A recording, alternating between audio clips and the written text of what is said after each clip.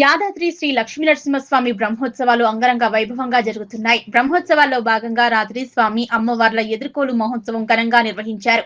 ఈ ఎదుర్కోలు మహోత్సవంలో యాదాద్రి భువనగిరి జిల్లా కలెక్టర్ హనుమంతరావు, ఆలయ ఈవో ఏ భవానీ శంకర్, చైర్మన్ నరసింహమూర్తితో పాటు స్థానిక ప్రజాప్రతినిధులు, అధికారులు, భక్తులు, స్థానికులు పాల్గొన్నారు.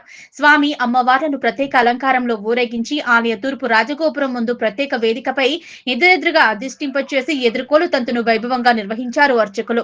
స్వామివారి తరపున ఆలయ ఈవో భవానీ శంకర్, అమ్మవారి తరపున ఆలయ చైర్మన్ నరసింహమూర్తి పెళ్లి పెద్దలుగా ఉండి ఎదుర్కోలు తంతును నిర్వహించారు.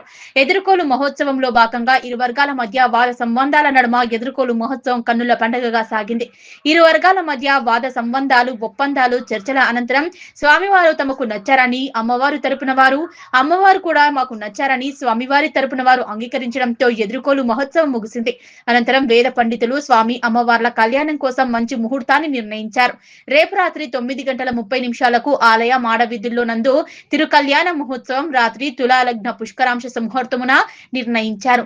దీనికి ఇరు వర్గాల వారు ఒప్పుకోవడంతో నిశ్చయ తాంబూలాలు మార్చుకోవడంతో ఎదుర్కోలు తంతు ముగిసింది.